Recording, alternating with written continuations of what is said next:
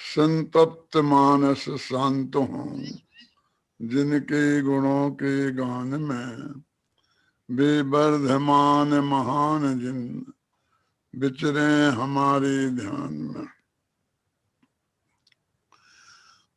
आचार्य कुंद कुंद के संदर्भ में चर्चा चल रही थी, और जो इसके विशेषज्ञ विद्वान हैं, यूनिवर्सिटियों में प्रोफेसर हैं, और इनका बहुत गहराई से अध्ययन करते रहते हैं और कराते रहते हैं, उनने आप लोगों के सामने उनकी विषय वस्तु को प्रस्तुत किया। उसके बारे में कोई टीका टिप्पणी करना न मेरी न इच्छा है और न मैं उचित समझता हूँ, आवश्यकता भी नहीं है। अब मेरा समय ऐसा नहीं रहा है कि मैं दुनिया को उपदेश देता रहूं। मैं दो बातें कुंद कुंद की आपके सामने रखना चाहता हूं, एक समय सार की और एक प्रवचन सार की। समय सार की तो बंध अधिकार में कोई 15-16 गाथाएं हैं, जिन्हें करुणानि योग का सहारा लेकर कुंद कुंद ने एक कुछ कहने का प्रयास किया है।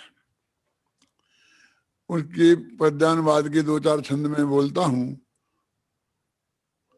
कि आयु क्षय से मरण हो, यह बात जिनवर ने कही,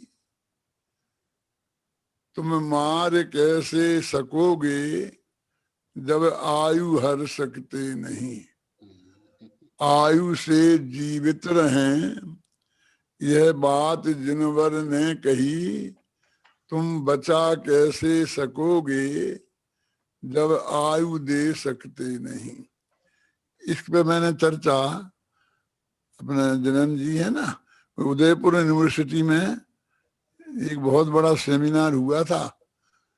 वो कब, जब शायद तुम्हारा जन्म नहीं हुआ होगा, भगवान महावीर के 2500वें निर्माण वर्ष में, सन 74-73 में करीब 75 विद्वान, ए अनुपाध्याय जैसे, आगरचंद नाहटा जैसे, उसमें सब उपस्थित थे। तो ये यही गाथाओं का विषय मैंने उस सेमिनार में भी प्रस्तुत किया था। फिर शाम को मैदान में अहिंसा पर व्याख्यान भी हुआ था। लेकिन मैं इस पे आपका ध्यान सबका आकर्षित करना चाहता हूं कि अभी अभी बात कही गई कि उनने करुणानि योग का निषेध किया। अरे वे तो करुणानि योग का सहारा ले रहे हैं इसमें। सही है कि आयु कर्म के क्षय से मृत्यु होती है और आयु कर्म के उदय से ये जीव जिंदा रहता है। अब वो कहते हैं कि देखो, हर कोई कार्य में दो कारण होते हैं, एक उपादान और एक निमित्त। तो उपादान तो अपना अपना आत्मा है ही, अपन स्वयं ही है, और निमित्त कर्म का उदय हो गया, कर्म का क्षय हो गया। तो दूसरे के जीवन मरण और सुख दुख में तुम कौन होते हो बीच में? माने कोई किसी को मार जला नहीं सकता, ये कहना चाहते हैं। उनका उद्देश्य, जो हमारी ये धारणा है कि हम किसी को मारे नहीं, बचा लें, और हमारे जीव दया हमारे लिए बहुत बड़ी महत्व की चीज हो गई है। और गुजरात में तो उसका इतना अधिक महत्व सितंबर भाइयों में कि हम अमेरिका जाते हैं ना, तो वहां पर जीव दया के नाम से करोड़ों डॉलर इकट्ठे होते हैं, और वो आते हैं गुजरात में। और गायों भैंसों को जो पाला जाता है, अपने अपने यहाँ भी दिगंबरों में भी गौशालाएं खुल गई हैं। तो इस तरह से मतलब वो कह रहे हैं कि किसी का जीवन मरण और सुख दुख उसके कर्म के उदय के अनुसार होते हैं, उसमें तेरा क्या है? कोई किसी को मार जला नहीं सकता है, क्योंकि उसके कारण उसके अंदर विद्यमान है, और उसमें उस बात को प्रस्तुत करने के लिए उनने करुणानि योग का सहारा लिया। तो करुणानि योग के विरोधी होते तो क्यों उदाहरण देते? यही उन्होंने कहा, गुणस्थान जीव नहीं है, मागना स्थान जीव नहीं है। तो वो तो जो असली जीव है, त्रिकाली ध्रुव भगवान आत्मा, वहां तक ले जाना चाहते हैं। तो इस जगत में जो संसारी जीव हैं, और इनको ही जीव मानकर जो उलझ के रह गए हैं उन लोगों को वहां तक पहुंचाने के लिए कहते हैं। तो वो गुणस्थान जीव नहीं है, मांगना स्थान जीव नहीं है, एक कहने से करुणानियोग का निषेध थोड़ी हो गया। उन्हें परिक्रम नाम की टीका लिखी थी सरखंडागम पर। अनेक हर बात में हम एक दूसरे में विरोधी खोजने की कोशिश नहीं करें, बल्कि ये कहो कि हमारे आगम के बहुत अंग हैं और एक एक आचार्य ने अपने अपने अलग अंगों पर पूरा प्रकाश डाला है। हैं? तो यदि उन्होंने किसी विषय को नहीं कहा, यदि उन्होंने कोई पुराण शास्त्र नहीं लिखे, तो पुराणों के विरोधी हो गए? नहीं हुए ना। तो मेरे कहने का अर्थ है विरोध के रूप में नहीं, मतलब बस मैं तो इस बात पर ध्यान आकर्षित करना चाहता हूं कि ये मारो हमारा अहिंसा धर्म ही सबसे महान है और किसी जीव को मानना नहीं चाहिए और जियो और जीनो दो, ये जैन धर्म का सिद्धांत है। कहाँ लिखा, कौन से शास्त्र में लिखा? ये तो बाइबल का वाक्य है भाई साहब। अंग्रेजों ने हमारे महावीर के नाम पर मर दिया और हम सब जैन विद्वान और जो अपने को बहुत विशेषज्ञ कहते हैं वे कहने लगे हाँ जियो और जीने दो। वो कहते कोई किसी को मार ही नहीं सकता, बचा नहीं सकता, सुखी दुखी नहीं कर सकता है, तो फिर जीनो दो और जियो कौन? पंचाशतिकाय में लिखा है कि जीव किसे कहते हैं? तो उनकी मूल गाथा में है कि जो जीता था, जीता है और जिएगा उसे जीव कहते हैं।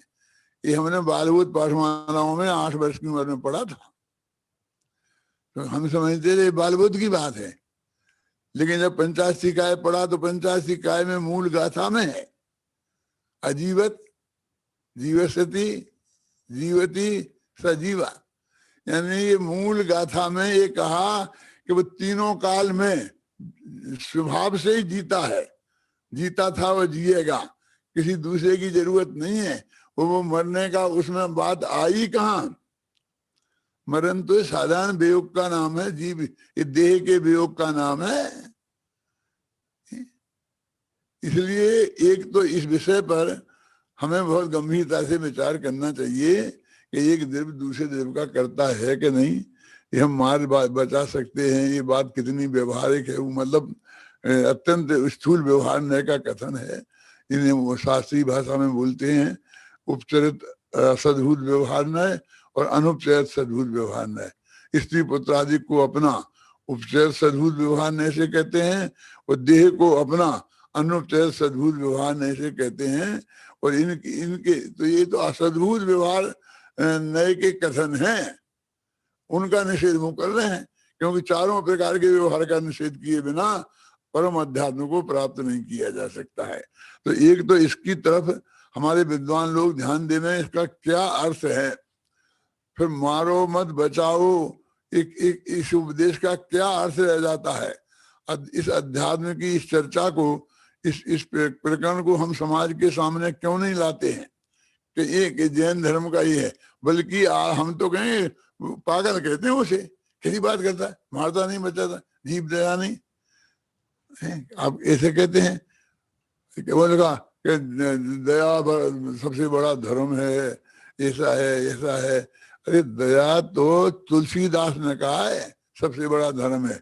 महावीर ने कहा प्रत्येक साल में कुन ने तो क्या लिखा, 76वीं गाथा, कौन सी गाथा है देखो, 76वीं गाथा 85वीं करुणा, हाँ 85वीं गाथा दादा, 85वीं गाथा में स्पष्ट लिखा है कि एक करुणा भाव मोह का चिन्ह है। और व्यवहार नहीं से फिर आचार्य जयसेन ने उसका अर्थ करुणा अभाव है ऐसा भी कर दिया है। लेकिन मूल कुंद ने और अमृतचंद्राचार्य ने इनने स्पष्ट कहा कि एक दूसरे को मार जला सकते ही नहीं, बचा नहीं सकते, सुखी दुखी नहीं कर सकते हैं, फिर करुणा का क्या मतलब रह जाता है। और मैंने तो अपने आज से 56 समझते हो 56 से उसमें एक पूजन लिखी थी, उसमें लिखा था भगवान सबसे पहली गलती हमारी क्या हुई, करुणा निधि तुमको समझनाथ, भगवान भरोसे पड़ा रहा और भरपूर सुखी कर दोगे तुम, यह सोचे सन्मुख खड़ा रहा। सबसे पहली बड़ी गलती है कि तुम्हें मैंने करुणानिधि समझा और तुम्हारे भरोसे ही खड़ा रहा, अपने में कुछ नहीं किया।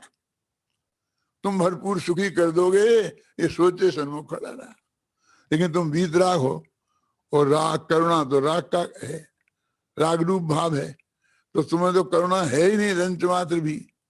सिद्ध चक्र प्रधान की जयमाला में लिखा है, जो 1000 अर्घ है ना, दोहे छंद है उसमें, तो उसमें 973वां दोहा है कि मोह के उदय से दया भाव होता है, इसलिए मोह का अभाव तुमने नाश कर दिया है, इसलिए हे अत्यंत निर्दया सिद्ध भगवान को नमस्कार किया है। अत्यंत निर्दय लिखा है, अरहंत तो सिद्ध भगवान को। तो एक तो इस प्रकरण पर ध्यान देना, और दूसरा प्रवचन सार के जो ज्ञान तत्व प्रज्ञापन महाधिकार है उसका दूसरा अधिकार है ज्ञानाधिकार। इसमें सर्वज्ञता पर उन्होंने बहुत गहराई से विचार किया है, और उसमें बहुत स्पष्ट लिखा कि जो पर्यायें नष्ट हो गई हैं, जो पर्यायें अभी उत्पन्न नहीं हुई हैं अथवा हो रही हैं, वे भूत की और भविष्य की पर्यायें जिनके ज्ञान में वर्तमान वत ही झलकती हैं। ये सारे 3 काल की 3 लोक की सारी पर्यायें जानते हैं, तो बिना निश्चित हुए वे झलक कैसे सकती हैं? कैसे जानते हैं? यदि ऐसा होगा तो ऐसा हो जाएगा, ऐसा होगा तो ऐसा होगा, बरसात नहीं आई तो हमारा कार्यक्रम सफल हो जाएगा, बरसात आ गई तो गड़बड़ हो जाएगा, ऐसा नहीं होता। क्या होगा वो पूरी बात है निश्चित। एक 8 वर्ष का बच्चा एक सड़क पे बैठे ज्योतिषी के सामने जाता है और वो 5 रुपए का नोट देता है उसे और कहता है मुझे बताओ मैं परीक्षा में पास हो जाऊंगा कि नहीं। तो वो ज्योतिषी कहता है बेटा पढ़ोगे तो पास हो जाओगे। तो एकदम नोट वापस खींच लेता है कि तेरे से ये पूछना नहीं आया था, ये तो मेरी अम्मा रोजाना दिन में 2-3 बार कहती है कि पढ़ेगा बेटा तो पास हो जाएगा। मैं तो तुमसे ये जानता हूं कि मैं पढ़ूंगा कि नहीं पढ़ूंगा और पास होऊंगा कि नहीं होऊंगा, ये बता। यानी वो ये मानता है कोई आदमी भविष्य की बात को जान सकता है और वो भविष्य की बात निश्चित है। आज ये अपने सभा में यहाँ बैठे हैं और ये सब बातचीत कर रहे हैं, तो भगवान महावीर की सभा में कोई आदमी पूछता तो आज जो मैं आपके सामने बात रख रहा हूं भगवान महावीर बता सकते थे कि नहीं? उन्हें जान ली होगी ये बात, और नहीं जानी थी तो सर्वज्ञ कैसे? जान ली थी ना, तो 2500 वर्ष पहले से नक्की थी ना ये। अच्छा, और आदिनाथ ने जानी थी कि नहीं जानी थी? यदि उनने भी जानी थी तो एक कोड़ा कोड़ी सागर पहले से भी नक्की थी कि आज की सभा ऐसी होगी और उस सभा में मैं ये बोलूंगा। ये बात उनके ज्ञान में उस वक्त भी झलक गई थी। इसका नाम सर्वज्ञता है। हमारे गुरुओं ने हमें सारी जिंदगी सर्वज्ञ सिद्धि पढ़ाई। हमने न्यायाधीश किया तो न्याय प्रथमा में भी सर्वज्ञ सिद्धि, न्याय मध्यमा में भी सर्वज्ञ सिद्धि, न्याय तीर्थ में भी सर्वज्ञ सिद्धि, और हर साल परीक्षा में कुछ ना था सर्वज्ञ सिद्धि, सामान्य सर्वज्ञ सिद्धि, विशेष सर्वज्ञ सिद्धि। समंत भद्र ने सारा अपने आगम को सर्व सिद्धि की सिद्धि में समर्पित कर दिया कि गुरुजी आपने ही तो हमें बताया था कि जैन धर्म सर्वज्ञता को मानता है, और आज आप ही कहने लगे कि नहीं नहीं नहीं, भूतकाल को तो जानता है, वर्तमान को भी जानता, भविष्य तो अभी हुआ ही नहीं, कैसे जानेगा? ये आपने उस दिन नहीं बताई। हमने तो यही न्याय शास्त्र में यही पढ़ा था। तो जो सर्वज्ञता का स्वरूप वहां बताया है और जिसके आधार से सब कुछ सुनिश्चित है, ये बात नक्की हो गई है। और एक छोटी सी बात कह के समाप्त करता हूं। हमारे शास्त्रों में पूजन में लिखा है भामंडल की दुति जगमगात भवि देखत निज भव सात सात। हम भगवान के शरण में जाते हैं तो जो भवजीव होते हैं उन्हें अपने 7 भव भामंडल की में दिखते हैं, प्रभामंडल में दिखते हैं। होम से 3 भूतकाल के, 3 वर्तमान, 1 वर्तमान का, 3 भविष्य के। अब 3 भविष्य के भव दिखते हैं। आयु कर्म तो एक भव का ही बनता है आगे, समझे? आयु कर्म तो एक भव का ही बनता है और दिखते हैं 3 भव। तो बोलो भव पहले नक्की हैं कि आयु कर्म से बने? आयु कर्म भी त्रिभाग में बनेगा, और त्रिभाग का अर्थ तो आप समझते ही हैं, उसे समझाने में अपना समय खराब नहीं करूंगा। आयु कर्म के 2 हिस्से निकल जाएं, माने यदि हमारी 81 वर्ष की आयु है, अब मैं कह सकता हूं कि 86 का हो गया ना, 81 की तो आपकी हो ही सकती है ना। तो 54 वर्ष की उम्र तक तो आपको अगले भव का आयु कर्म बनेगा ही नहीं। लेकिन कोई 53 वर्ष का वो व्यक्ति उनके समूषण में जाएगा और भव होगा, तो उसे आगे का भव दिखेगा कि नहीं दिखेगा? यदि वो आगे का भव उसे दिखता है, ध्यान से सुनना मैं की बात कह रहा हूं, और फिर आगे के 3 दिखते हैं, एक ही की बात तो नहीं, 2 तो अभी बंधे ही नहीं है। तो पहले से नक्की है कि जब आयु कर्म बंधेगा तब नक्की होगा। नक्की होना है कि नक्की है? अपने परिणामों को संभालो, परिणामों को संभालो। बातें हम बहुत करते हैं, लेकिन उनके पीछे क्या दम है? जीवनधर स्वामी गए, उनने वो कुत्ते को नवोकार मंत्र सुनाया तो वो स्वर्ग में चला गया। ये कहानी तो आप पढ़ते हैं, पढ़ी होगी। अब मैं आपसे एक प्रश्न पूछता हूं कि यदि वो जीवनधर स्वामी नहीं पहुंच पाते और उसे नवोकार मंत्र नहीं सुना पाते तो वो कहां जाता? नरक में जाता। अरे वो तो जहां जाना था वो पहले से नक्की होता है। उस हर जगह सीट खाली थोड़ी है। वहां पर उसने नवोकार मंत्र सुनाया तो फटाफट खाली हो गई सीट। पहले से उसे जाना था वहीं। तो इसका क्या अर्थ है? जो जहां तुम्हें जाना है जिस भव में, उसके अनुसार तुम्हारे भाव होंगे कि जैसे तुम भाव करोगे उसके अनुसार तुम उसमें जाओगे। सब पंडित यही उपदेश देते हैं। महाराजों की तो कह नहीं सकता कि भैया जैसे भाव करोगे वैसी गति में जाओगे, खुले भाव करोगे तो नरक में जाओगे और अच्छे भाव करोगे तो स्वर्ग में जाओगे। सब कहते कि नहीं कहते हैं, और हमारे सबके गले उतरती बात है। अब मैं ये कहता हूं कि वो भव तो नक्की है कि हमें कहाँ जाना।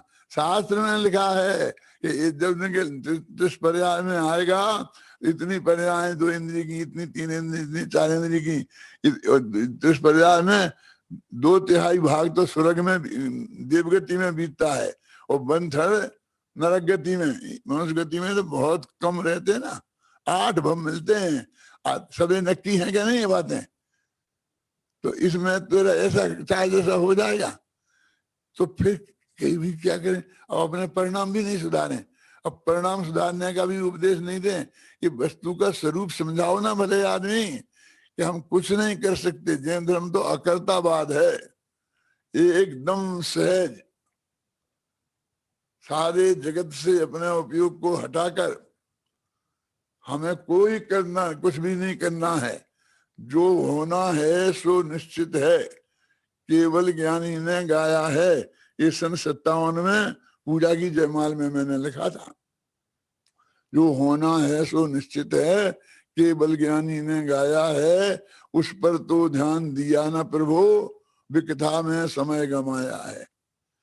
वास्तव में ये जो 2 बातें मैंने आज आपको बताई, कि एक तो समय सार की वो कर्म के उदय वाला प्रकरण जो बंध अधिकार में है, और दूसरा प्रवचन सार का जो सर्वज्ञता का स्वरूप जो बताया गया है। इन दोनों के आधार पर जो निष्कर्ष निकलता है, उसके हिसाब से हमारा आत्मा, हमारा चित्त का की व्यवस्था कैसी होना चाहिए, हमारे माथे पर कितना बोझा होना चाहिए। सारा बोझा माथे पे से हटे तो आत्मा का ध्यान हो। मैंने अभी एक वो लिखी है ना, तुझे याद है? तुम बोल सकता है, स्वयं को जानो, बोल सकता है? भाई मेरा कोई गला मला है नहीं, और ऐसा ही है, लेकिन मैं बोलता हूँ, कोशिश करूंगा।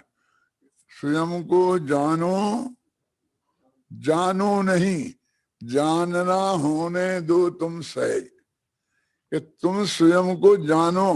पहले पहली पंक्ति में ये उपदेश दिया कि अपने आत्मा को जानो, फिर उसके ही आगे का स्वयं को जानो नहीं, जानना सहज होने दो, सहज भाव से होने दो, कि जानने का भी भार अपने माथे पे मत रखो कि मुझे आत्मा को जानना है, मुझे आत्मा को जानना है, आत्मा को जानना है। नहीं, कोई जरूरत नहीं।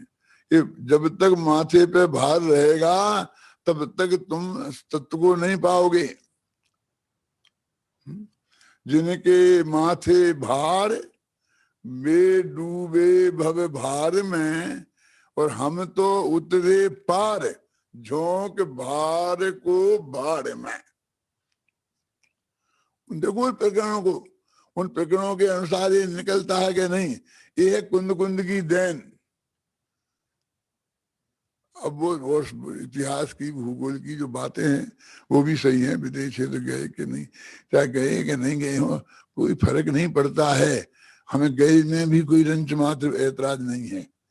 और नहीं गए होते तो बाकी के आचार्य जो नहीं गए थे उनकी बातें भी तो प्रमाणिक हैं। और उनने लौट के आके लिखे थे कि पहले लिखे थे, ये उनके लिखे तो हैं, उनमें क्लियर बात तो है। कुंद कुंद में हमारी श्रद्धा तो है। हर हर हमारी भगवान की मूर्ति पर, हमारे मंदिर में हम जाएंगे ना तो महावीर की 24 मूर्तियां होंगी, तो महावीर की एक होगी, 24 ही होगी ना। लेकिन कुंद कुंद की 24 होगी। कुंद कुंद का नाम 24 मूर्तियों पे लिखा होगा। महावीर का एक सिर का चिन्ह बना दिया होगा, और कुंद कुंद का नाम सब मूर्तियों पर होगा।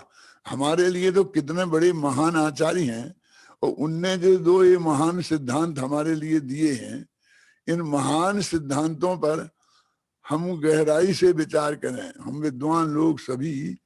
और अभी यद्यपि आप लोग बहुत छोटे हैं मेरे से, मेरे बच्चों के बराबर हैं, लेकिन फिर भी रिटायरमेंट की एज पे तो आ गए ना श्रीनाथ जी। अब 60 के करीब तो पहुंच रहे हैं। उससे छोटे तो मुझे कोई नहीं दिख रहे, यहाँ पर होंगे कोई 50 से। तो आपको भी गंभीरता से इस बात पर विचार करना चाहिए कि कुंद कुंद ने हमारे आत्मा के हित के लिए अपने साहित्य में कितनी गहराई की बातें कही गई हैं, और उन विषयों पर हम गंभीरता से विचार करें।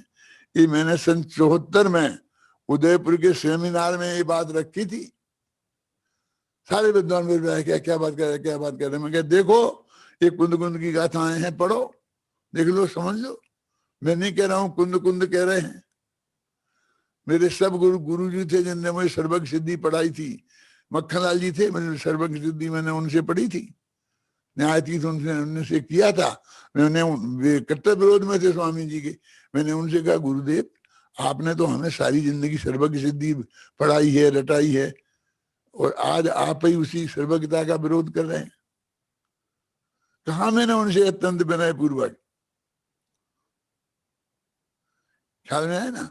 मेरे कहने का अर्थ ये है कि हमारा आत्मा के कल्याण की बात भी जिनेन्द्र जी आपको तो मैं अभी पहली दफा ही देख रहा हूँ। हमारे तो दूसरे जिनेन्द्र उदयपुर में आप नेताजी है ना, वो आप उन्हें जानते होंगे। तो मेरे कहने का मतलब ये है कि आप लोगों को इस दृष्टि से भी कुंद कुंद का अध्ययन करना चाहिए। सभी लोग कुंद कुंद की ऐसी बहुत बातें हैं, कुंद कुंद की ऐसी बहुत बातें हैं जो मैं आपको बता सकता हूँ, लेकिन ना अभी आपके पास समय है ना मेरे पास समय है। अब मेरी इतनी शक्ति भी नहीं रही है। अभी अब ज्यादा मेरे से आप नहीं सुन पाएंगे, इसलिए जो भी मैं आपसे कह रहा हूँ उसको बहुत गंभीरता से लेना। इन लोगों ने सेमिनार करके ये मौका दिया है कि मैं आपके सामने कोई कुंद कुंद की बात रखूं, इसलिए मैंने ये 2 बातें आपके सामने रखी। आप सभी इस पे गंभीरता से विचार करना। इसी भावना के साथ मैं अपनी बात समाप्त करता हूं।